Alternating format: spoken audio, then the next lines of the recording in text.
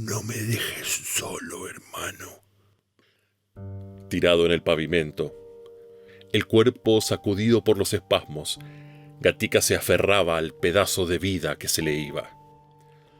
Lo rodeaba una multitud de extraños que lo habían visto caer bajo las ruedas de un colectivo a la salida de la cancha de Independiente. Pocos ojos, entre los que miraban esa piltrafa cercana a la muerte, habrán reconocido el cuerpo de José María Gatica, uno de los mayores ídolos que tuvo el boxeo argentino. Tenía 38 años y parecía un viejo. Hasta ese día en que la borrachera no lo dejó hacer pie en el estribo del ómnibus, había sobrevivido en una villa miseria como tantos otros.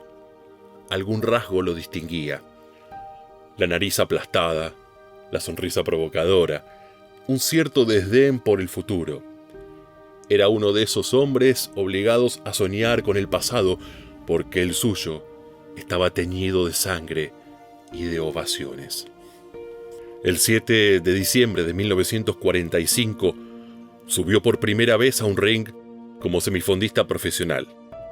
Esa noche, su triunfo por nocaut en la primera vuelta frente a Leopoldo Mayorano no puso al público de pie, ni lo irritó.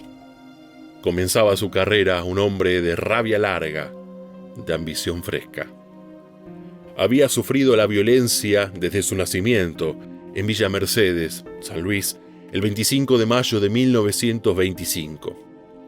A los 7 años llegó a Buenos Aires en un tren de carga con su madre y un hermano mayor. A los 10 había ganado un lugar en Plaza Constitución, donde lustró miles de zapatos. De rodillas, miraba desde abajo la cara de la gente, pero hasta ese privilegio tuvo que defender a golpes frente a competidores tan desesperados como él. Un peluquero que vivía por allí lo vio pelear varias veces y quedó impresionado por su potencia, por su agresividad. Era Lázaro Cosci, un hombre relacionado con el boxeo profesional. Pronto le propuso cambiar de oficio. The Sailor's Home era la casa de la misión inglesa para marineros.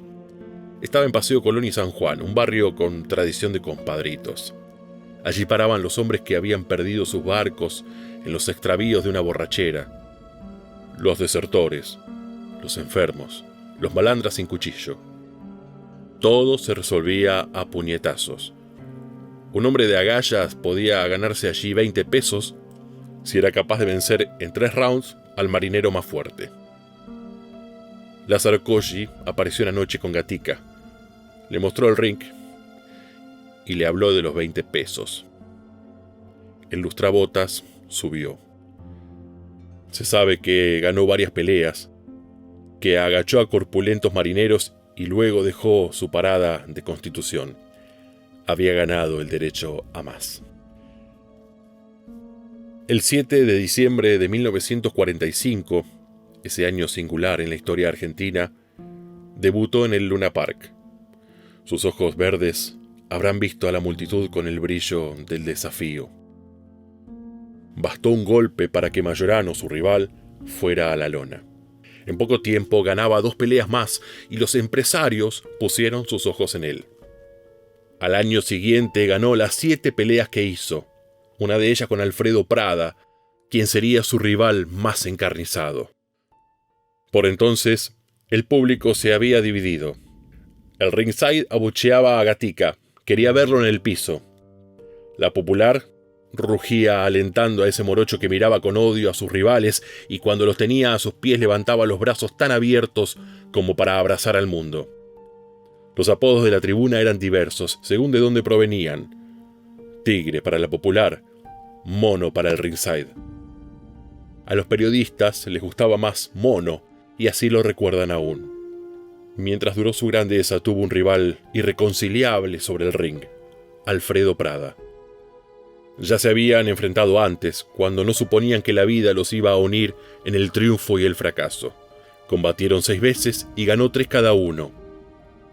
La última pelea, en 1953, significó la derrota de Gatica y el comienzo de su patética decadencia. Los enfrentamientos entre Gatica y Prada dividieron al público como nunca. Se estaba con Gatica o contra él. Prada era campeón argentino, una satisfacción que el mono nunca alcanzó. Cuando el pleito terminó, las carreras de ambos llegaban al ocaso. Prada dejó el boxeo con algún dinero en el banco. Afrontó la vida como un ciudadano recompensado. El mono volvió a su origen, como si toda su pelea con la vida hubiera sido una parábola restallante, una explosión de luces que lo iluminaron hasta de pronto dejarlo nuevamente en la oscuridad. Volvió a una villa miseria. Vivió de la caridad junto a su segunda mujer y 2 hijas. Fue una fiesta para los periodistas encontrarlo sentado a la puerta de su casilla de latas, tomando mate, sucio y harapiento. Entonces Prada tuvo un gesto que los diarios elogiaron. Abrió un restaurante en la calle Paraná y llevó al mono con él. Le pagó 15.000 pesos por mes y lo puso en la puerta del negocio para exhibirlo. El gesto compasivo de Prada era otra humillación que Gatica soportó, porque no podía sino aceptar su derrota. Había vivido como un esclavo y pocos le perdonaron su grotesca revancha. Como un Robin Hood de barrio, iba con los suyos, los lustradores, y les destrozaba los cajones a patadas a cambio de unos billetes de 1.000. Pagaba con una fragata los diarios que quitaba a las viejas que rodeaban el Luna Park. Unos lo miraban con respeto, otros se reían de él.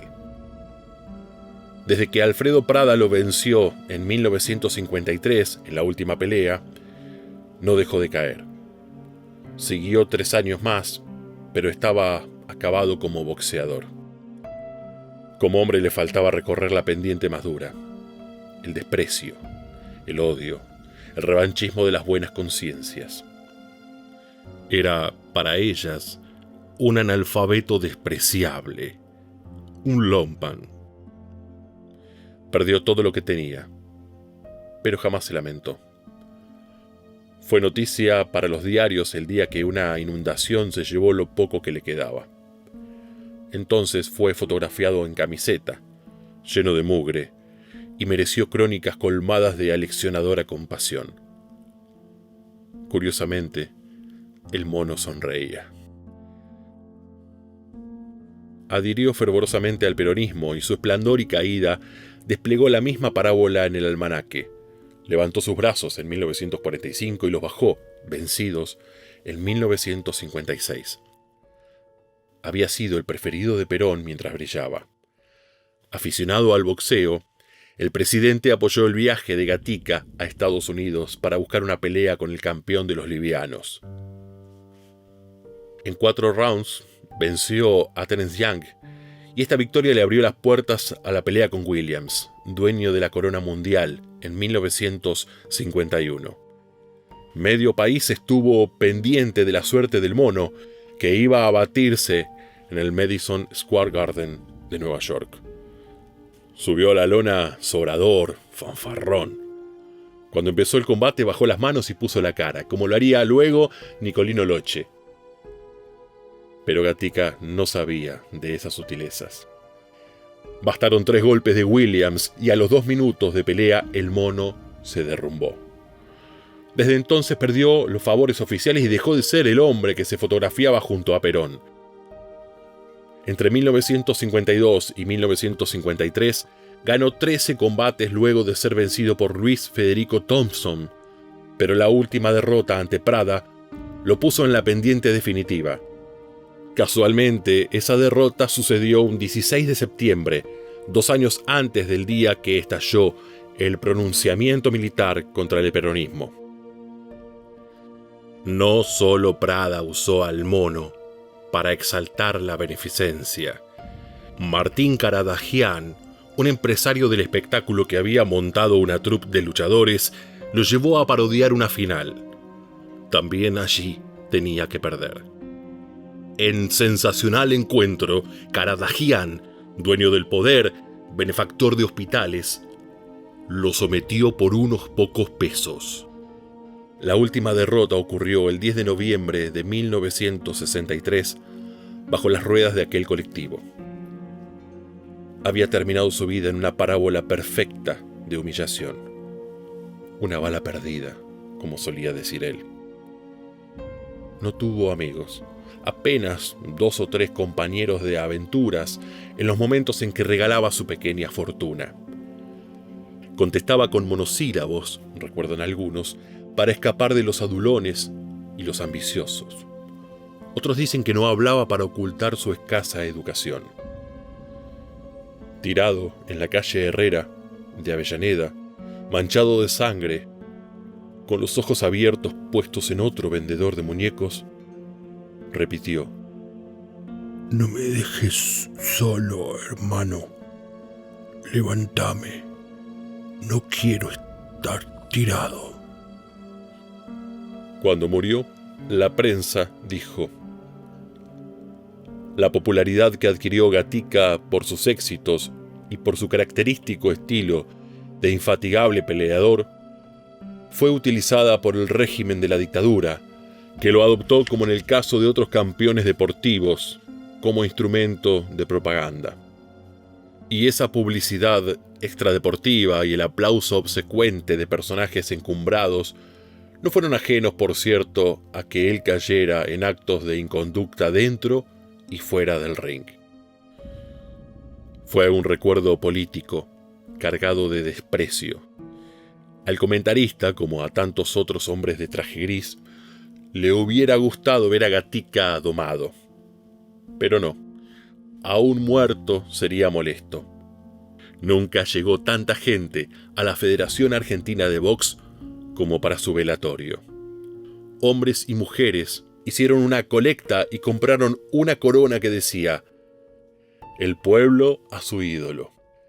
El féretro tardó 7 horas en llegar al cementerio de Avellaneda. Cuando la última palada de tierra cubrió el modesto cajón, los cronistas anotaron esa frase de Jesús Gatica: la única miseria que vivió mi hermano fue consecuencia de su desesperado afán de querer vivir la vida. Se cumplen varias décadas de la que fue quizá su primera alegría cuando tenía 20 años. Gatica es, todavía, un símbolo contradictorio, arbitrario. La vida le fue quitada poco a poco, con un odio que conviene no olvidar.